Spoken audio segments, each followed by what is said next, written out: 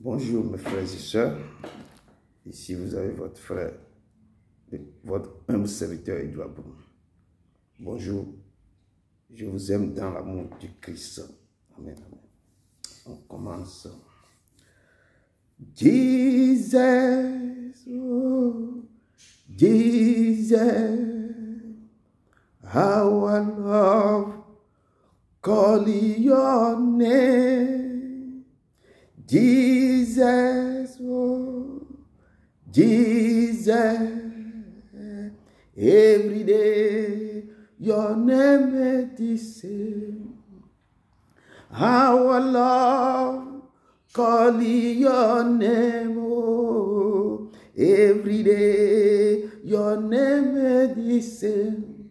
Jesus, how I love calling your name. Call your name every day. Your name est the same. Jésus, oh, Jésus, combien j'aime invoquer ton nom. Jésus, oh, Jésus, tous les jours. Ton nom est le même. Combien j'aime invoquer ton nom tous les jours. Ton nom est le même. Jésus, combien j'aime invoquer ton nom tous les jours. Ton nom est le même. Jesus, oh, Jesus, how I love calling your name. Jesus, oh, Jesus, tous les jours, ton nom est le même. Every day, your name is the same. Tous les jours, ton nom est le même. Combien j'aime invoquer ton nom. Tous les jours, ton nom est le même. Jesus, how I love calling your name. Call your name. Every day, your name is the same. Every day, your name is the same. Tous les jours, ton nom est le même. Tous les jours, ton nom est le même. Oh, combien j'aime invoquer ton nom. Tous les jours, ton nom est le même. Oh Dieu d'Abraham, d'Isaac et d'Israël, tous les jours, ton nom est le même. Tous les jours, ton nom est le même. Qui est pareil à toi, oh Dieu, Père, qui est dans les cieux, magnifique en sainteté, terrible en acte glorieux, opérant des prodiges et des miracles. Nul ne peut nous éloigner de ta main. Tu blesses et tu guéris, ô Seigneur. Tu enlèves et tu donnes la vie. Viens des quatre vents, ô Esprit. Souffle sur nous ce matin. Souffle sur nous au début de ce mois. Oh, qu'il a des puissances et des prodiges dans nos vies. Ô Père, souffle sur nous. Toi, le Créateur des cieux, le seul Dieu qui a formé la terre, qui l'a faite et qui l'a affermi. Oh, qui l'a créée pour qu'elle ne fût pas déserte, Seigneur. Tu es l'Éternel. Et il n'y a point d'autre Dieu comme toi. Tu formes la lumière, tu crées les ténèbres. Tu donnes la prospérité et tu crées l'adversité. Oh Seigneur, descends ce matin, descends ce mois, ce début de ce mois sur nos vies. Et tends ta main sur nous. Oh, parle à nos cœurs, Seigneur. Nous te disons merci parce que c'est toi qui détiens le souffle de nos vies. Nous te disons merci ce matin. Descends ce mois, nous te le confions en tes mains, Seigneur. Descends. Et toute personne qui écoute ces paroles, qui sont connectées en ce moment, Seigneur, que ta main soit sur eux, sur leur vie. Seigneur, descends et agis dans le cœur. Descends et agis dans leur vie, car tu es le Dieu, le vrai, le Seigneur, la lumière du monde, Seigneur. Descends. Car nous te louons, nous te disons merci au nom de ton Fils Jésus-Christ de Nazareth. Amen, amen, amen. Je vous salue encore une nouvelle fois dans le nom puissant de Jésus-Christ de Nazareth, qui est le vrai Dieu, qui nous a amenés encore ce matin pour ce début du mois, pour que nous puissions encore ensemble décortiquer la parole, essayer d'aller plus loin pour voir vraiment ce Dieu immense qui nous a donné sa vie. Et nous lui disons merci. Nous rentrons dans un nouveau mois et c'est pourquoi en ce moment précis, je dédie ce mois à l'Éternel pour que toute personne qui est connectée ce matin, que la paix, que l'amour, que la soif de connaître ce Dieu, la faim de connaître, d'aller vers ce Dieu-là, soit notre partage. Et je viens au nom de Jésus-Christ de Nazareth. Amen. Amen. Amen. Avant d'aller plus loin, nous allons nous remettre nos vies dans la main du Seigneur et nous allons demander à le Seigneur vraiment de descendre et avant d'aller devant le trône de la grâce, nous devons nous purifier, nous devons demander pardon à tout ce que nous avons fait durant la semaine passée ou bien d'hier. Si nous avons offensé, si nous avons péché contre ce Père, nous devons aller vers lui dans la repentance, dans la soumission, et nous devons donner à ce Dieu. Élevons la voix et nous demandons que l'Éternel, lui seul, lui-même descende pour que nous puissions recevoir son pardon. Éternel Dieu d'Abraham, d'Isaac et de Jacob, tout le peuple d'ici présent a péché contre toi, Seigneur. Au nom de ton peuple, au nom de tous ceux qui sont connectés, Père, je remets nos vies en terre, Papa. Tout ce que nous avons fait en pensée, en parole, en action, qui ne confesse pas ton nom, Seigneur, descend. Demandons pardon pour nos nations, pardon pour nos familles, pardon pour nos maisons et le pays d'adoption, pardon pour tout le pays d'Afrique, pardon pour l'Europe tout entière, pardon pour les États-Unis, l'Océanie, pardon pour les autres nations, pardon pour le peuple de Dieu qui te cherche avec amour. Pardon, Seigneur, parce que nous avons péché contre toi, nous avons fait ce qui est mal à tes yeux, Seigneur. C'est pourquoi nous sommes devant ton trône de la grâce ce matin, pour que toi-même tu descends, pour que tu nous pardonnes. Nous remettons toutes choses en tes mains. Tous les pays qui ont connu les crises, tous les pays qui ont connu les coups d'État, tous les pays qui ont connu beaucoup de souffrances, les enfants qui souffrent, tous ceux qui ont fait des choses incroyables et qui sont enfermés quelque part, Seigneur. Nous tournons le regard vers toi pour demander de les pardonner. Pardonne à tous nos frères et sœurs aussi qui sont à la quête de la réussite du système, traversent la mer, traversent la Méditerranée et beaucoup n'a pas eu la chance de la traverser, ils perdent leur vie, Seigneur. Nous demandons que ta main soit sur eux, que tu les protèges, que toi-même tu les pardonnes des décisions qui prennent sans te consulter, Seigneur. Nous demandons que toi-même tu parles à leur cœur pour qu'ils prennent des vraies décisions avant de quitter leur pays, Seigneur. Et tant ta main, nous demandons aussi que nous demandons pardon à nos nations, d'avoir l'idée de créativité, de renouvellement de l'esprit pour que nos frères et sœurs ne quittent pas le continent pour pouvoir aller très loin et perdre la vie dans la Méditerranée. Seigneur, nous tournons le regard vers toi, nous demandons que la puissance du sang de la nouvelle alliance coule maintenant pour nous purifier de tout péché, de toutes choses que nous avons pu commettre, de que le sang coule en ce moment, que le sang nous remède, le sang nous lave, le sang lave nos nations, lave nos pays d'adoption, nos pays d'origine, lave tous les continents, lave tes enfants partout où ils sont, que le sang guérisse ceux qui sont malades, que le sang maintenant nettoie, car tu as dit que pas même tous nous sommes guéris, que le sang maintenant fait des choses incroyables dans nos vies, Père. Nous demandons ce matin que le Saint-Esprit, le vrai, le gentleman descend sur nous, qu'il puisse nous conduire, qu'il puisse nous révéler les choses cachées. C'est lui le consolateur, c'est lui qui nous révèle toutes les vérités. Seigneur, Saint-Esprit, nous t'invitons maintenant. Nous t'invitons maintenant, descends sur ce lieu, descends dans nos vies, descends dans nos cœurs, descends, nous voulons voir ta main, nous voulons voir ta gloire, nous voulons voir tout ce que tu peux nous relever. Saint-Esprit, c'est le moment, descends maintenant au nom de ton Fils Jésus-Christ de Nazareth maintenant. Amen, amen. We give you glory, O Lord, as we honor you.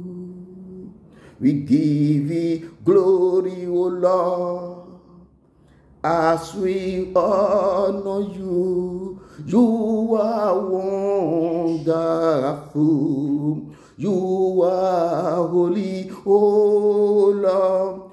You are wonderful. You are holy, O Lord.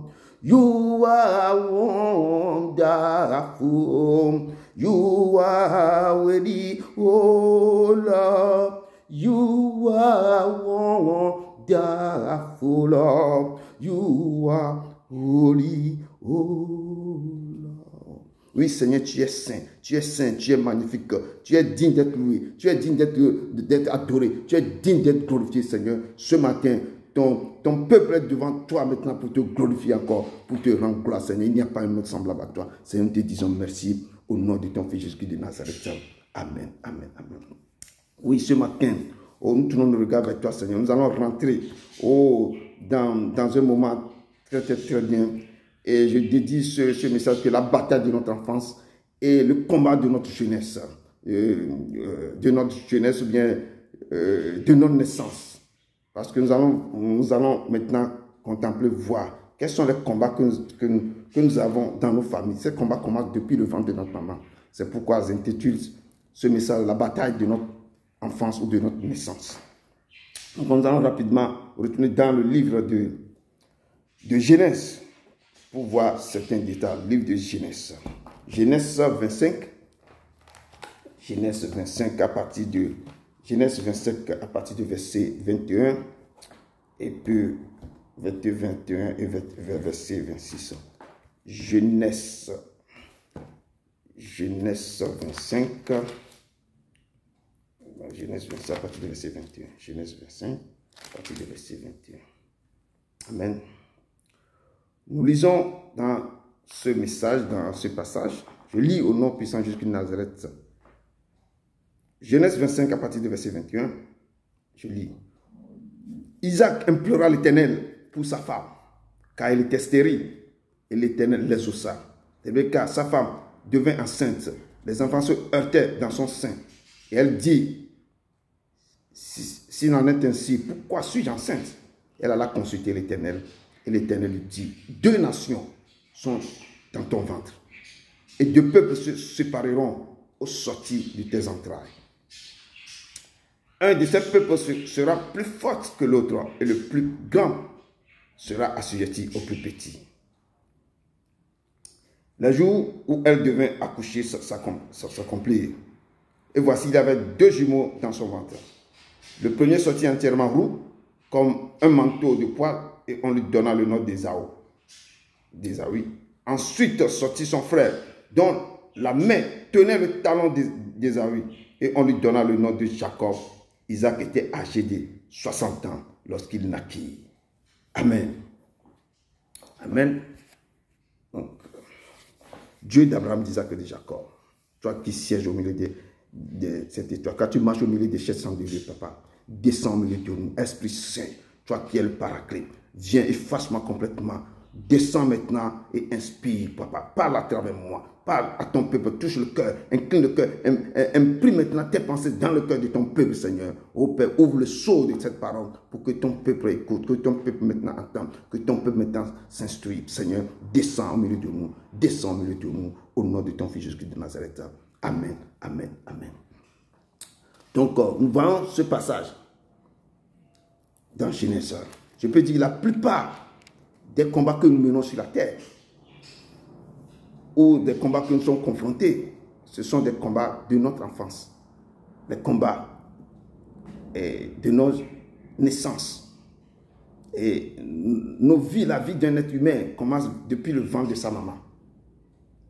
Et quand nous sommes des masses informes, c'est là que Dieu descend sa puissance, les talents, les dons sur nous. Comme nous sommes masse informe dans le ventre de maman. C'est pourquoi je dis que la vie d'un homme commence dès le ventre de sa maman. Des fois, nous passons 9 mois dans le ventre de notre mère. Je peux dire que c'est une vie qu'on peut commencer. Parce que c'est là que Dieu déverse. C'est là que Dieu dit à Jérémie, je te connaissais depuis le ventre de ta mère. Et là, j'étais établi. Donc, nous avons une vie qui commence dès le ventre de notre maman. Il se passe beaucoup de choses quand on est dans le ventre, mais beaucoup de gens ignorent, même nos mamans ignorent ce qui se passe, mais il y avait aussi, ça se passe, il y avait des combats terribles qui se passent dans le ventre de notre père. On voit ici, Rebecca, comment les choses se passent dans son ventre, comment il avait des dégâts, comment il avait des choses, les enfants se heurtaient dans son ventre. Qu'est-ce qu'elle avait dit? il disait que je vais aller consulter. D'abord, Isaac implora l'Éternel parce que sa femme était stérile, qu'on voit dans cette famille. Et même Sarah était stérile avant que l'ange apparût.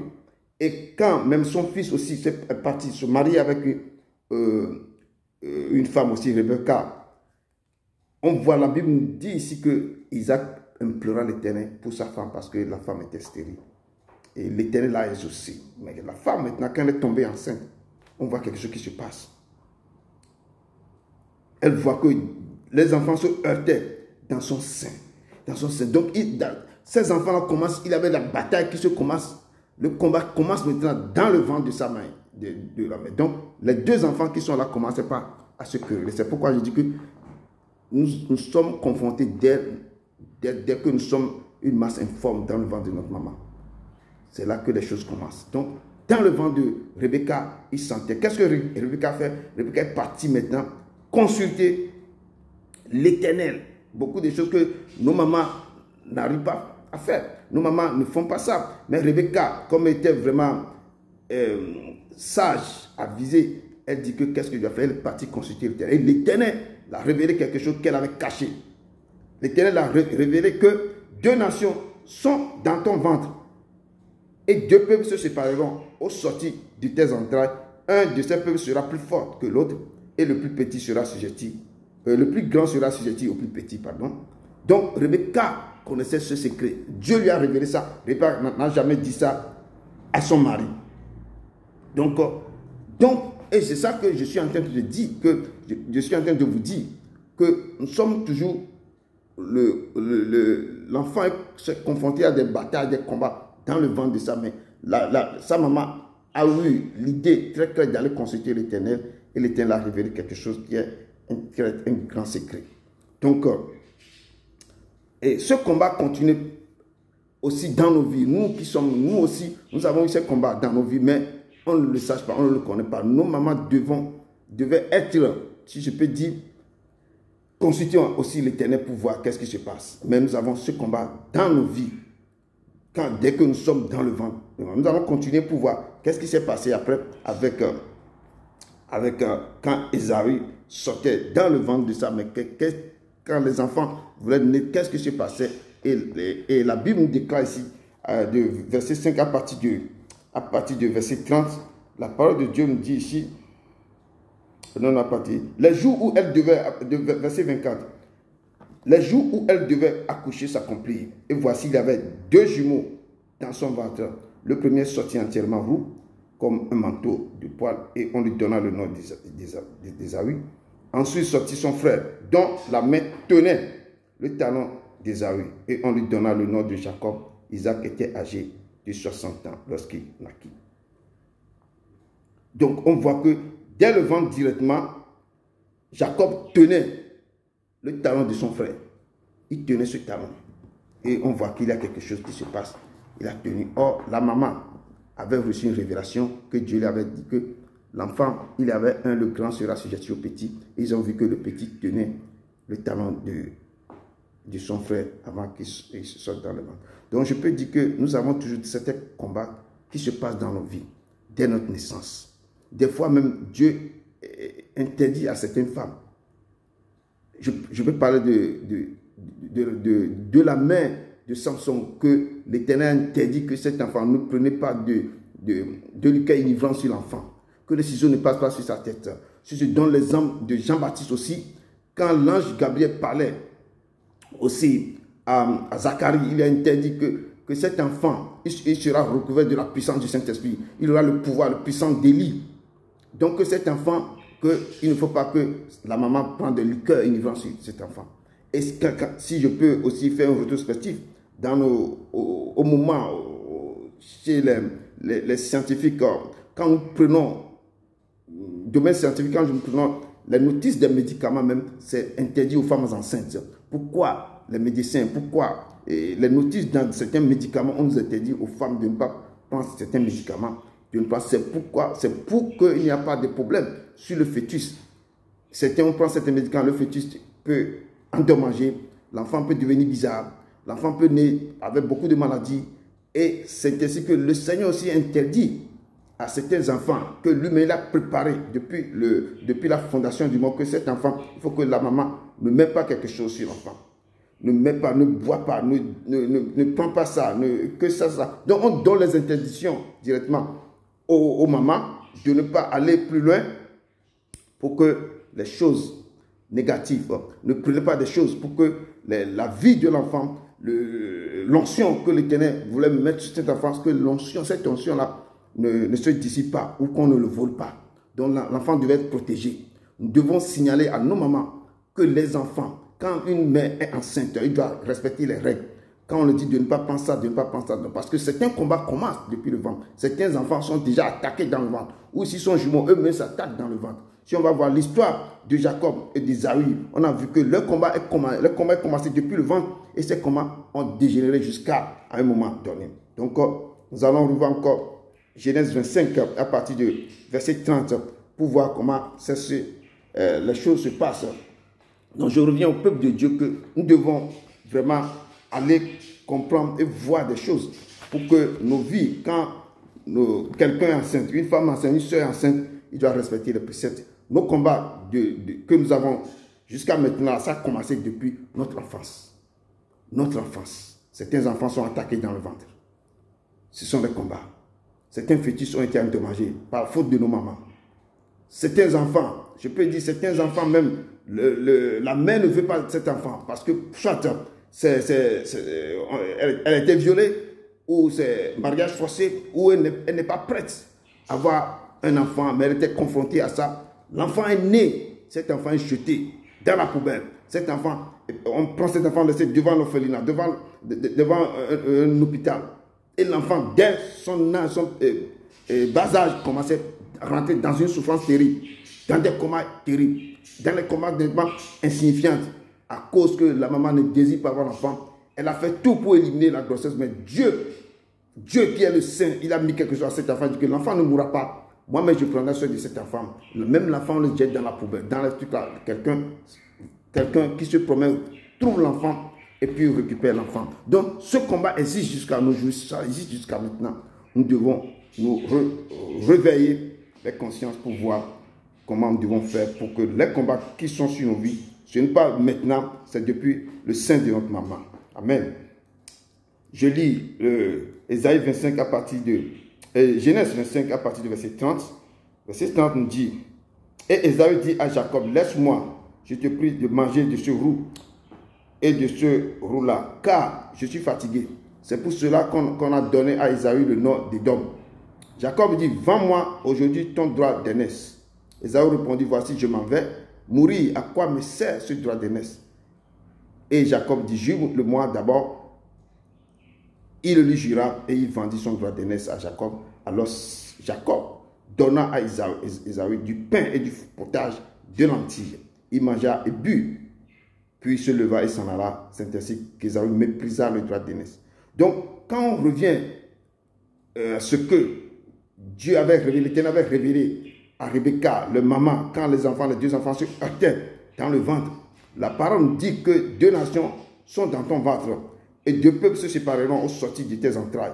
Un de ces peuples sera plus fort que l'autre, et le plus grand sera sujetti au plus petit. Donc, on voit directement ici le moment que le grand frère méprisait son droit d'aînesse, vendait son droit d'aînesse à son petit frère. Le message, ce que Dieu avait révélé à leur maman, commence petit à petit. Et ce combat commençait. Dans nos vies aussi, nous avons ce combat. Ce combat se passe seulement tranquillement.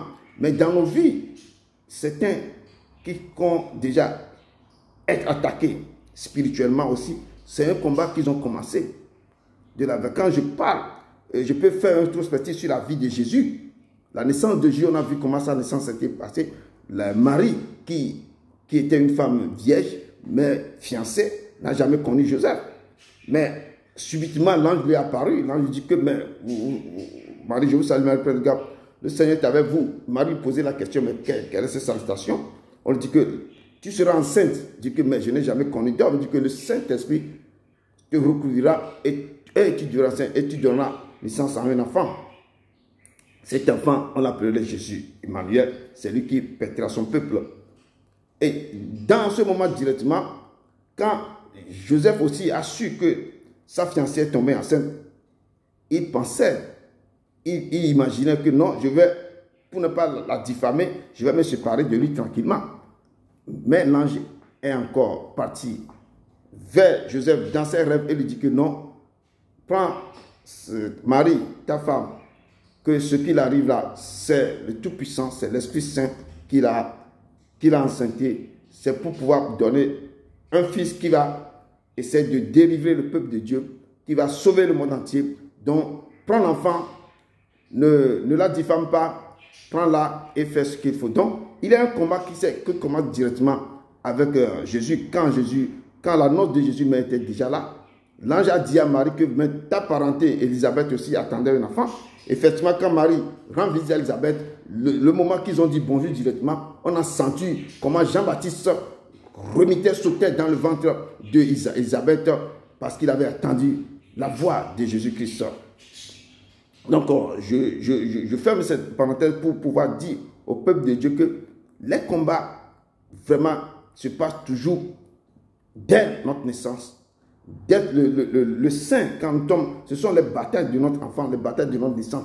Beaucoup de choses se passent dans le ventre de nos mamans. Et si je peux aller encore un peu plus, quand les mages ont reçu l'étoile, ils ont vu l'étoile, ils ont commencé par chercher qu'un roi devait être né. Ils ont fait le déplacement jusqu'à Jérusalem. Quand ils ont commencé par parler à Hérode, Hérode disait qu'il ne peut pas accepter que deux rois puissent diriger un seul pays, bien royaume, un seul royaume, deux rois. Donc il a fait tout pour pouvoir aussi aller et prosterner, pour qu'on lui donne un signe, pour aller connaître là où le petit Jésus devait être né, pour pouvoir venger. Donc, mais quand les mages, dès leur départ, ils ont pris un autre chemin pour partir. Qu'est-ce qui s'est passé? Dans sa colère, il est obligé de rassembler le groupe de ses soldats pour aller persécuter, tuer les enfants de bas âge, l'âge de Jésus. Et là, ce sont des batailles de la naissance de Jésus, les batailles de sa jeunesse, ou bien de son enfance. Ces batailles l'ont poursuivi quand Jésus est obligé de quitter le territoire d'Israël pour aller en Égypte. Et il est obligé d'attendre jusqu'à la mort d'Hérode avant de revenir sur le territoire. Donc, je proclame, je décrète maintenant, toute personne qui va se lever contre vos vies à partir de maintenant, contre vos enfants, Père éternel Tout-Puissant lui-même devait enlever ces gens-là sur la terre avant que ces enfants puissent vraiment œuvrer pour aller. Si quelqu'un se lève contre vous, contre vos enfants, contre vos vies, pour que vous ne évoluiez pas par cause de lui, que le Seigneur même descende et que fait disparaître ces hommes de votre vie pour que vos enfants, pour que vos vies reprennent, continuent à éclore. Donc, c'est ce que Hérode a pu faire. Mais quand Hérode est parti, c'est là que l'enfant Jésus peut revenir sur sa terre natale et commencer par grandir et l'œuvre que Dieu a mis sur sa vie a commencé. Donc, nous voyons la bataille qui commence déjà entre Jacob et son frère se poursuivent. Donc, se poursuit jusqu'à ce que, comme la maman, Rebecca détient un secret, ce secret fait que le grand frère sera sujeté au plus petit. Elle ne sait pas ce qu'elle peut faire, ce qu'elle va faire dans tout ça. Donc, qu'est-ce qui s'est passé? Quand le père, dès lors de son, je peux dire, dès la fin de sa vie, il sentait sa mort approche, fait venir le fils que il aimait, l'aîné. Il a appelé Isaïe, il dit que bon, allez me faire un mets succulent, très bien que j'aime le gibier, pour que je puisse te bénir. Mais quand la maman a su ça, la maman s'est rappelée. Beaucoup de gens ils pensent que l'autre a volé la bénédiction de son frère. Non. La maman s'est rappelée de ce que l'Éternel lui avait dit. que deux nations se heurtèrent, mais le plus grand sera sujeté au plus petit. Pour que cette révélation, cette prophétie se réalise, il faut que la mère doit faire quelque chose. C'est là que Rebecca a couru, a dit à Jacob que non, moi-même, allez me chercher un gibier juste à côté, parmi les trucs là que moi je vais préparer pour que tu remplaces ton frère, tu prends cette bénédiction. Donc Rebecca s'est levée et il a changé les données. Parce qu'il avait, il est avisé, elle est avisée. Elle avait quoi? Elle s'est rappelée de révélations que Dieu lui avait laissées. Et les batailles continuent dans ce sens. Donc quand Jacob est parti avec le plat vers son père l'a béni. Son père l'a béni correctement. Il a libéré les bénédictions. On peut voir cette bénédiction dans Genèse 25 et 27, à partir du verset 26 jusqu'à, je ne vais pas être trop long. On va dans le passage de Genèse 27, je lis à partir du verset 26 à 29. Genèse 26.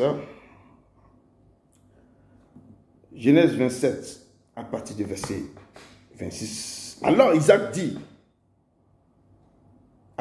son père, lui dit, approche donc et baise-moi,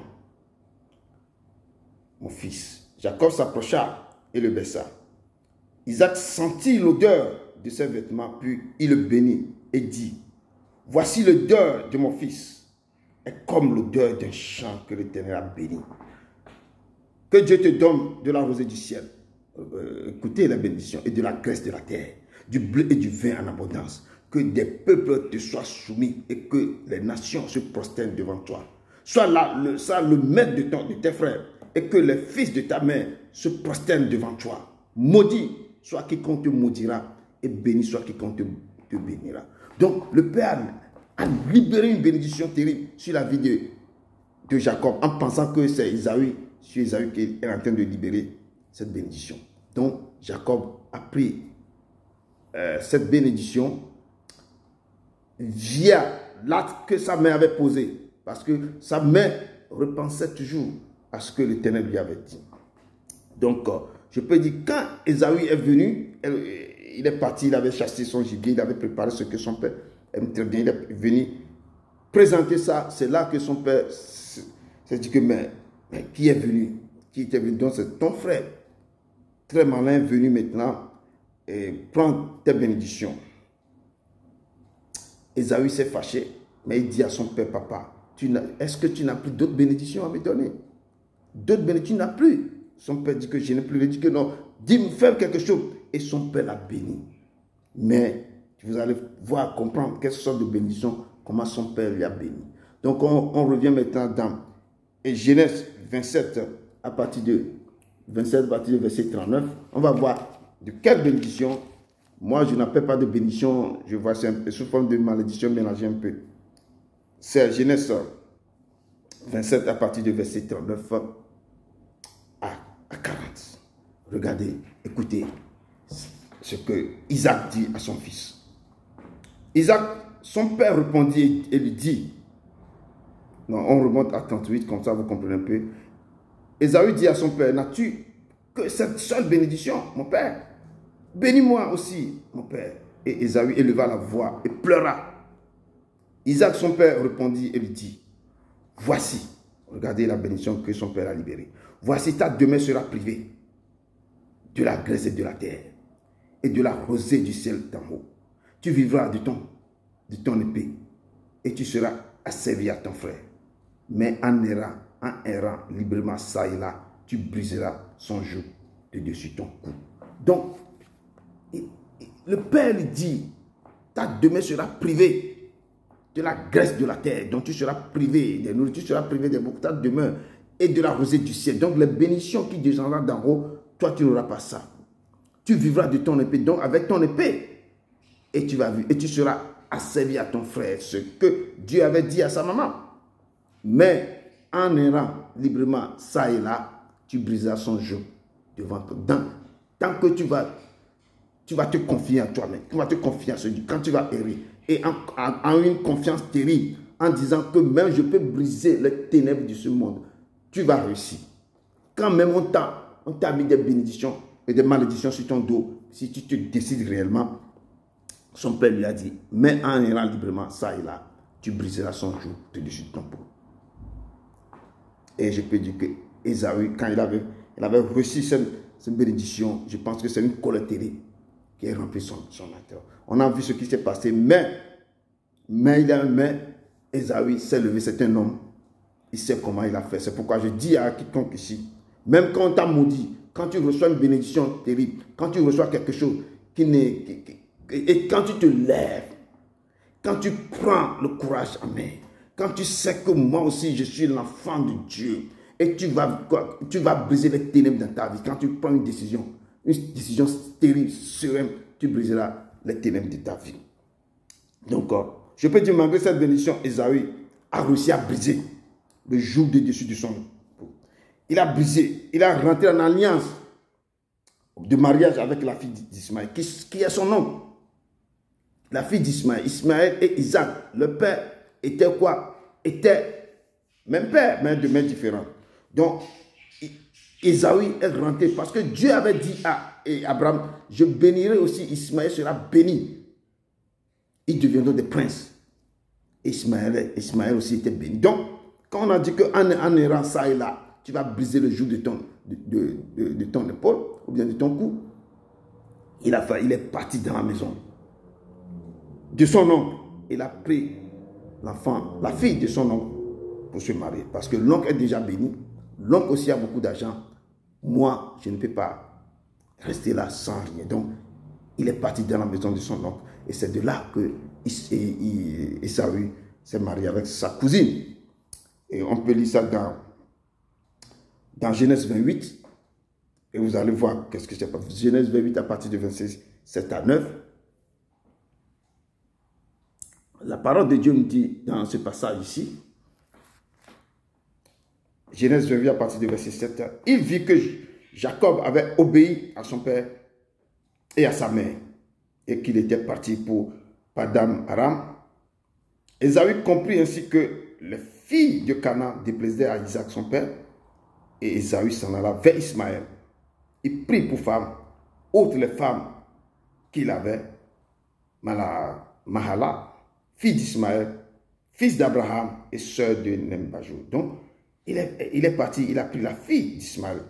Et la parole dit ceci ici, Ismaël était le fils d'Abraham et était sœur de Nembajou. Et c'est cette fille que Ésaü est parti chercher. Et Ésaü aussi a commencé par devenir riche. La Bible n'a pas parlé de contenir comment ça s'est passé de sa vie. Mais je sais que l'idée d'aller épouser la fille de mon oncle qui était aussi sauvagement riche, quand j'épouse sa fille, je pense que la vie va aussi changer. Bon, je prends un point sur ça que même quand vous recevez des malédictions, quand vous recevez des choses, mais ne vous appuyez pas sur vos sorts, mais relevez-vous. Relevez-vous et commencez par prier, à chercher ce Dieu immense, à aller, à être courageuse, à rentrer dans les choses. On verra qu'est-ce qui s'est passé dans Genèse 23 quand Jacob voulait rentrer dans la maison de son père. Et comment ça s'est passé quand il a envoyé les délégations pour aller consulter son grand frère pour dire que bon, je veux te rencontrer. On va lire ça dans Genèse 33, de verset 1 à 4, pour voir qu'est-ce qui s'est passé. L'autre personne qu'on avait maudit, que toi tu seras assujetti à ton frère, on va voir comment ça s'est passé. Et Dieu a fait quelque chose dans la vie d'Ésaü. Et donc j'invite tout le peuple de Dieu à se lever dans ce truc-là, à savoir que même quand vous avez reçu des malédictions, vous pouvez vous relever et vous pouvez aller. Verset 1 à 4. Ésaïe 33, verset 1 à 4. La parole de Dieu nous dit ceci. Oh, je dis Ésaïe. Genèse plutôt. Excusez-moi beaucoup, je parle de Ésaïe. C'est Genèse 33 à partir de verset 1 à 4. Genèse 33 à partir de verset à 4 heures. Excusez-moi pour Ésaïe, parce que je pense que toute la nuit, j'ai lu une passage d'Ésaïe, c'est ça. Jacob, Genèse 33, verset 1 à 4. Jacob leva les yeux et regarda. Et voici, Ésaü arriva avec 400 hommes. Il repartit les enfants entre Léa, Rachel et les 2 servantes. Il plaça en tête les servantes avec les enfants, puis Léa avec ses enfants, et enfin Rachel avec Joseph. Lui-même passait devant eux et se prosterna en terre 7 fois jusqu'à ce qu'il fût près de son frère. Donc, ce que Dieu avait dit, verset 4, je lis, verset 4 dit, Ésaü courut à sa rencontre, il l'embrassa, se jeta à son cou et le baissa, et il pleurait. Donc, la parole de Dieu nous dit que l'autre sera assujetti. Et quand le père Isaac même avait béni Jacob, certaines paroles se sont sorties que ce sont ses frères qui vont être prosternés devant lui. Mais quand Jacob avait rencontré Isaïe, il s'est prosterné 7 fois devant son frère. Son frère, qu'on disait qu'il sera assujetti à son petit frère, c'est le petit frère même qui est venu se prosterner devant.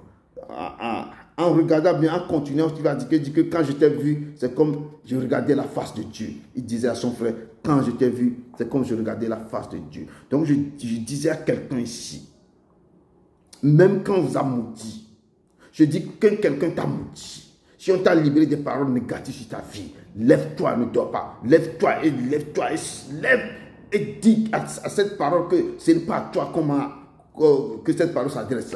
Cette parole ne s'adresse pas parce que tu vas te lever, tu vas briser le joug de ton cou. Tu vas briser les ténèbres dans ta vie. Tu vas aller de l'avant. Tu vas se lever, tu vas marcher. Tu vas dire que moi je vais réussir.